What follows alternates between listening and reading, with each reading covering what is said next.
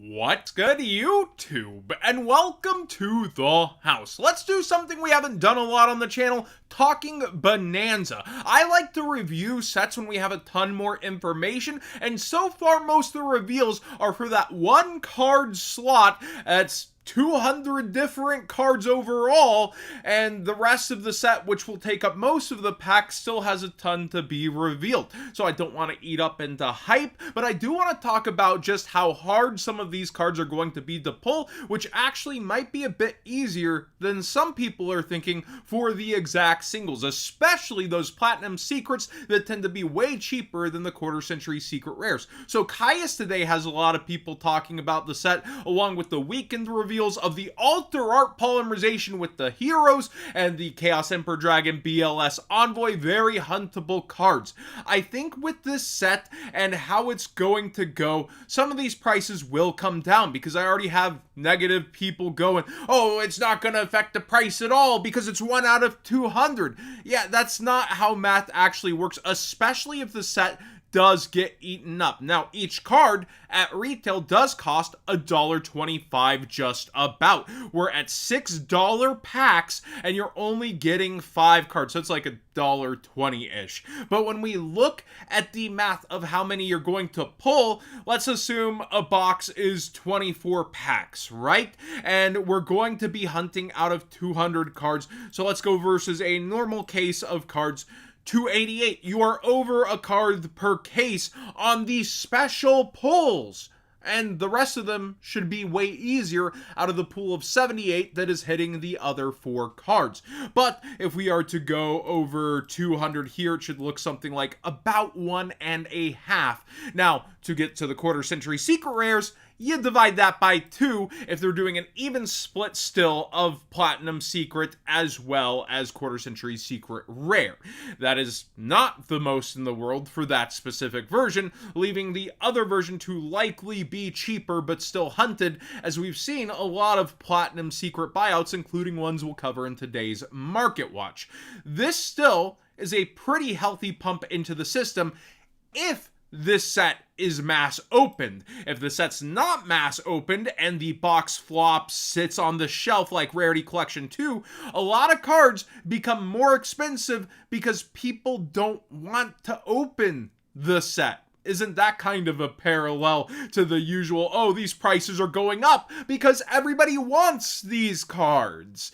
That's what happened with Rarity 1. So this is the third in the line. It reverts back to Rarity Collection 1's kind of setup where we're going with the 5 card packs at a $6 pack, and we'll have to wait to see how good that inner set is to really break down the set and see how many people will be chasing that entire set, and then if the 200 card nostalgia pool is a bonus or becomes a main hunt of it, which I honestly hope it does not. Somebody in the Discord was looking through video game promos and was shocked to see prices like this on exchange as well as graceful dice, but you might notice something here. There's 2 different versions of graceful dice. The 7 listings, as well as skull dice, which hits the same out of stock. How could that be? Except Eternal Duelist Soul also has its secret rare in here. So what's happening is there is a European video game version of the sacred cards, and you can see here it readily populates in English. I have English only selected for this, and you can end up getting them relatively cheap over on Card Market. It's that parallel where a lot of these aren't going to make their ways on over here, and people end up spending way more or not even having the availability to buy it without forwarding services. I was kind of like floor jaw drop at first when they linked only the exchange, and I was like, wait a minute, is that our set code? I'm not really sure about that. And then I went ahead and looked it up, and of course we have our own version here that is way cheaper than theirs and is still prismatic secret rare and all that good stuff. I will also say, if people were genuinely buying these out right before we are getting to Bonanza, when Konami has made figures of 2 of these game promos recently, that would be a bold choice. Now, they could easily skip over these in Bonanza, but then some Joey Wheeler cards. Let's go ahead and talk about Dominus Impulse Quarter Century Secret Rare, because one has sold at $275, and now multiple more since I just had a discussion in Discord, which is kind of hilarious. I was saying that it was unlikely just one would sell unless somebody's like trying to kind of make a stampede towards this card happen, and then 2 more sell here. So somebody was like, it could be a fake sale, it could be like somebody not actually buying it and just taking a $30 hit on one. But now we see 3 line up here, and people are either spending their money stupidly, which could be a thing, 280 when you could have just been buying this for 200 throughout last week. That is a huge jump to start to go on with this card. Now, this card, obviously, I had the wrong opinion of it at first. I didn't think it would do as much in this format as it has been doing, and I thought a different card would be taking its price point. But this is definitely kind of that double down buyout where people are either going in, or the person in Discord's right and somebody's trying to make that stampede happen. Let me know what you think in the comment section down below. I actually did have a talk about TCG Player with this, because during pre-sales, putting that price on screen doesn't make you go check sold listings. It's right there in front of your face, causes FOMO, and they say they actually investigate the sales during that time to make sure things are going, you know, on a straight and narrow path, and rather than something wonky going on.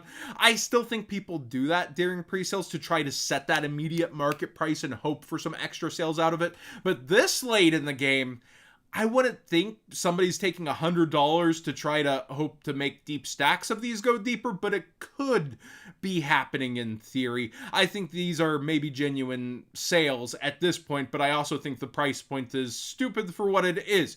But a lot of people like to spend up on the max rarity rather than on the regular rarity in case something happens to the card, and the card prices just come down a very, very little bit, not much at all, and quickly goes back up to the price it's been selling at of $75. I also noticed that the legendary Lord 6 Samurai Shien here is lower on quantities and starting to go up in price. So if you want to use that TCG Player, link in the description down below, costing you nothing extra to support the channel directly for the cards you'd already be buying, go ahead and do so. I would really appreciate it, and you probably shouldn't be holding off on this. I could see this being 50 to 60 relatively easily. And also the Azamina, however you say that, probably murdered it. It is getting bought out up here, and I think that's interesting because the Ultra Super Easy Access, yet the high rarity version has more support coming. This deck only gets better, and it's a call I personally would be making too. Yeah, it is a very, very good archetype slash deck. Also, I wanted to point out Dominus Impulse, Quarter Century Secret Rares, over on Card Market. A lot of people have been asking me to use this more, and I see that there's no like UK to UK, but there are English options here starting at 140 euros. So that's why I say stupid money spends stupidly sometimes, because with a forwarding service and even paying customs, you are paying far under that 280 snapshot over here of what people are spending. I know people are probably screaming, no, don't lead them to Card Market. I just wanted representation in future. But seriously, when you look at this, you start to think about dealing internationally and with international mail on cards despite the headaches, when it's that big of a price difference if there were true sales, and even with that $50 difference, you start to ponder it. Mulcharmy Perulia Secret Rares have continued to go up. I did warn on this one that I thought it would. It's up almost, $15, $20 versus when we were covering it down towards its low. So be aware these have continued to go up as more of the side option, but some people do end up maining depending. We have the Centurion Legatia. It is up in price for the Quarter Century Secret Rare, and every single version is slow climbing. In fact, all the Centurion buyouts are really holding over here and continuing to stay up, like Primera and the Oxyla past the Ox Cord, but also Emblema Oath is like a $20 card stably now, which is crazy. The other thing I didn't consider is how much I played against this deck in that Master Duel Cup, and when a lot of people vibe with the deck, they end up going with it And despite all the price spikes, it's not the most expensive deck in the world to be piling onto and playing in paper. So, Master Duel into paper spending gets underestimated a lot and could be part of this, along with the pack tax, along with it being a genuinely good deck. Cosmic Quasar, if you've got the answer to this one, let me know. Besides no reprint, the Ultra has been steady climbing towards, oh no, like $1, but the quarter century secret rare, which just switched on me there, has been fully bought out to where the low is 85, and it's sold out at the $50 mark at the highest sale, where a lot went at $25. Is this just another summon off of something? Does it somehow work with Blue Eyes? What's happening? And maybe the next card works with it. I noticed Crimson Dragon, also which pairs with Centurion, for its 10th version has consistently been coming up and going out of quantities up in price towards $8.